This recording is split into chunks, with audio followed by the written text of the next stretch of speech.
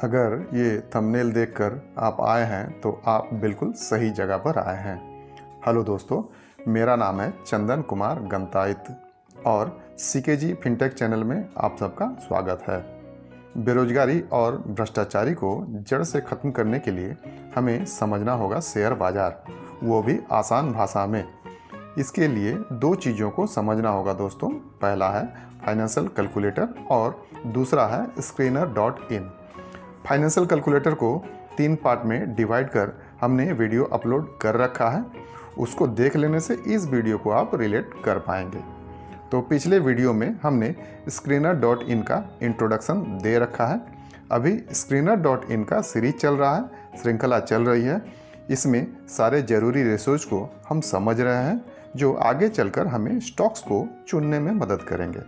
तो अभी इस वीडियो में कुछ रेशोज को हम डिस्कस करेंगे। तो चलिए चलते हैं। तो दोस्तों हम चलेंगे प्ले स्टोर पे, ठीक है। चलिए,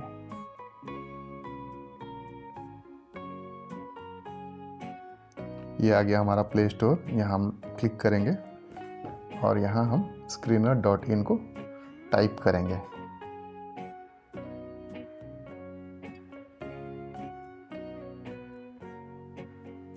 ठीक है, ये हमने टाइप किया स्क्रीनर.इन और लिख करके आ रहा है स्क्रीनर.इन फॉर इंडियन स्टॉक। तो इसको हम लोग क्लिक करेंगे। ये ऊपर कुछ दिया हुआ दोस्तों, इसको हम लोग इंस्टॉल नहीं करेंगे।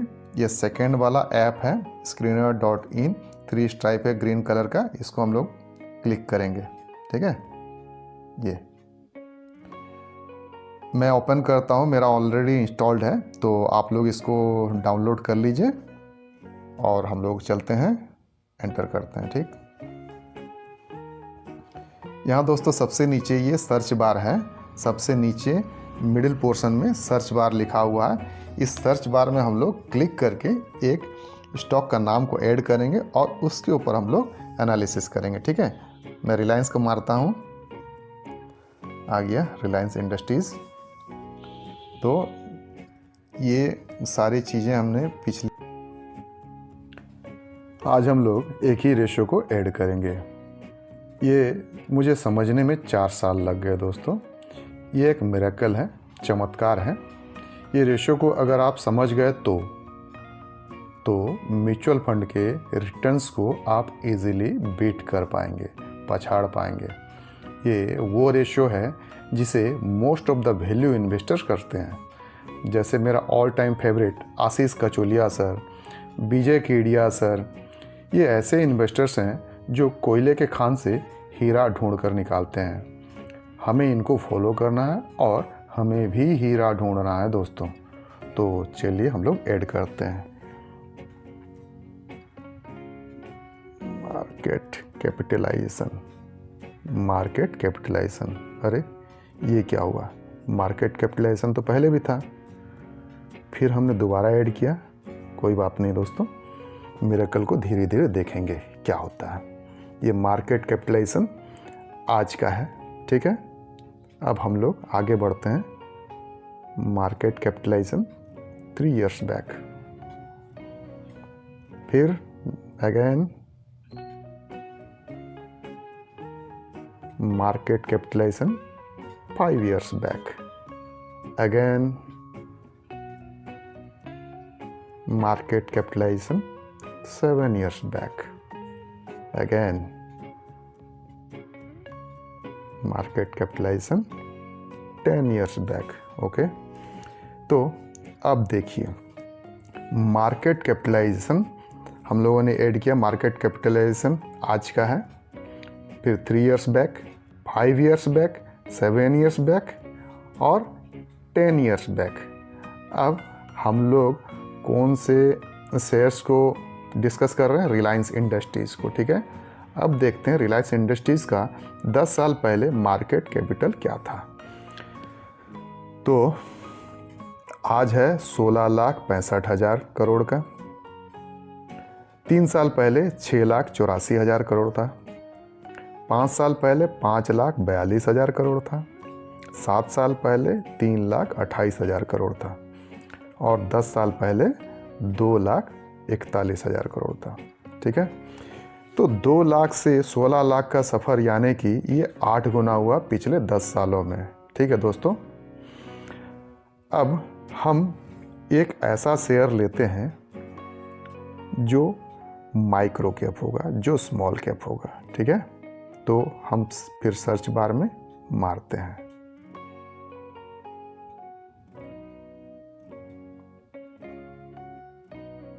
एवेंटल लिमिटेड। इसका क्या है दोस्तों मार्केट कैप? 3085 करोड़। आइए देखते हैं इसको। अब देखिए इसका आज का मार्केट कैप क्या है? 3085 करोड़। 3 साल पहले कितना था दोस्तों?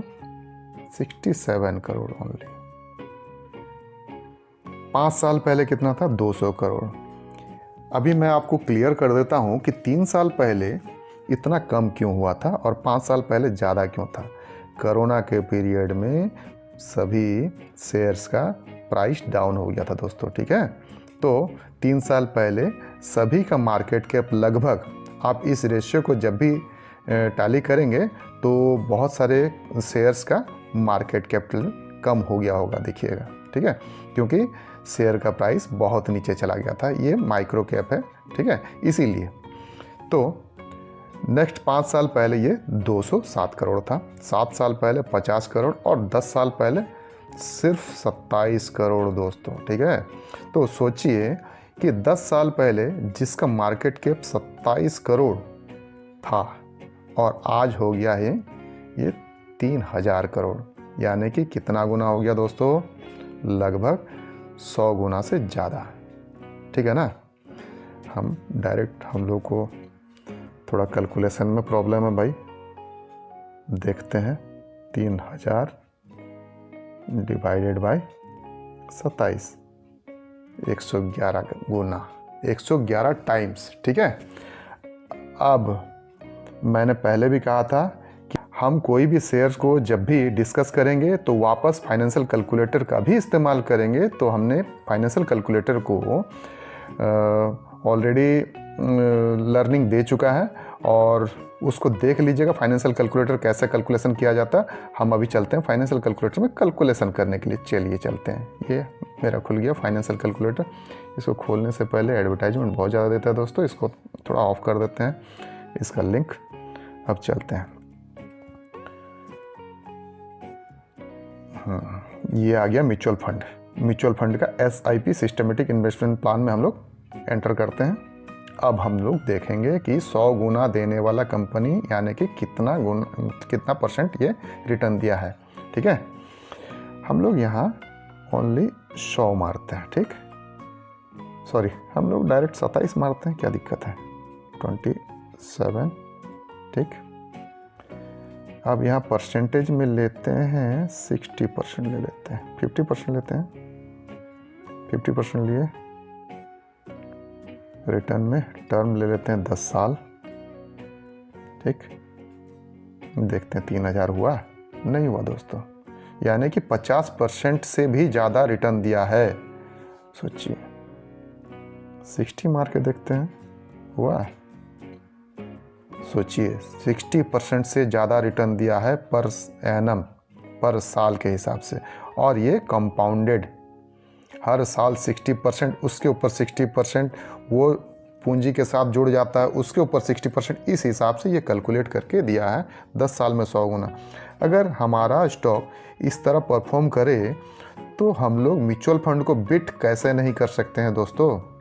म्यूचुअल फंड के फंड मैनेजर्स जो हैं वो हमें, म्यूचुअल फंड के जो भी डिस्ट्रीब्यूटर हैं वो हमें समझाते हैं 15% के एजम्पशन से हम चलते हैं, और हम यहाँ 30% का एजम्पशन करते हैं। सोचिए, ये 60% दे चुका है। तो हम अब कुछ क्लियर हुआ दोस्तों कि हमारा जो सिस्टम है, हमें लार्ज कैप के जगह अगर स्मॉल कैप, मिड कैप और नैनो कैप का स्टॉक अगर चूज करते हैं तो रिटर्न गजब का मिलता है दोस्तों। और हम जो फेवर करते हैं, जो हमारे ऑल टाइम फेवरेट हैं, आशीष कचोलिया सर, इस तरह के स्टॉक्स को पिक करते हैं और बहुत ज़्यादा मुनाफा कमाते हैं। विजय केडिया सर हमेशा स्मॉल कैप, माइक्रो कैप के ऊपर फोकस करते हैं और बहुत ज़्यादा रिटर्न कमाते हैं। तो हमें भी इसी तरह रिटर्न कमाना है दोस्तों। हम आए हैं शेयर मार्केट में क्यों? पैसे कमाने के लिए। और अगर पैसे कमाना है तो कुछ तो रिस्क लेना पड़ेगा। हाँ, इसमें कुछ कंडीशंस है। क्या कंडीशन है? अगर रिलायंस का शेयर हम लेने वाले थे, अगर हम रिलायंस का शेयर में 20,000 रुपये इन्वेस्ट करने वाले थे तो उस 20,000 को हम माइक्रो कैप के 10 अलग अलग स्टॉक में लगाएंगे तो रिस्क डाइवर्सिफाइड हो जाएगा। हम मान कर चलेंगे कि इसमें से 3-4 कंपनी नहीं चलेगा, जीरो हो जाएगा, लेकिन जो 6-7 कंपनियां उनका जो परफॉर्मेंस होगी, जो चलेंगी, वो 50-60% से ज़्यादा दे देगा दोस्तों। और इस तरह हमारा 10 कंपनियों का जो पोर्टफोलियो होगा, इसका एवरेज 30% से ऊपर होगा दोस्तों। ठीक है, तो मुझे उम्मीद है मैं आप लोगों को डिफरेंस समझा पाया कि लार्ज कैप और स्मॉल कैप के साथ हम लोग किस तरह से तालमेल करके, किस तरह से सामंजस्य बैठा करके हम लोगों को स्टॉक पिक करना है। तो मुझे उम्मीद है आप लोगों को समझ में आ चुका होगा दोस्तों। तो फिर मिलते हैं नेक्स्ट वीडियो में। तब तक के लिए जय हिंद, जय भारत।